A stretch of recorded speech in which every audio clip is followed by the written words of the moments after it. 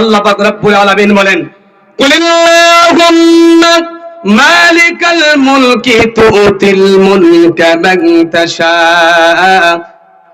ওয়া তানজিউল মুলকা মিম্মান তাশা ওয়া তুইজ্জু মান তাশা ওয়া তুযিল্লু মান তাশা। আমি আল্লাহ পাক রব্বুল আলামিন সমস্ত ক্ষমতার অধিকারী। আমি আল্লাহ পাক রব্বুল আলামিন চাইলে কাউকে ক্ষমতায় বসাইতে পারি। আমি আল্লাহ পাক রব্বুল আলামিন যদি চাই কাউকে ক্ষমতার থেকে নামাইতে পারি। ঠিক কি ঠিক না? আয়াত কি আল্লাহ পাক রব্বুল আলামিন সঠিক বলেছেন কি বলেছেন না? এই আয়াতের তাফসীরের ভিতরে দেখেছি, তাফসীরের ভিতরে আর বর্তমান জামানার সাথে হুবহু মিলে গেছে। যেই লোকটা জেলখানায় থাকার কথা, আল্লাহ পাক রব্বুল আলামিন ওই লোকটাকে জেল থেকে বের করে রাজ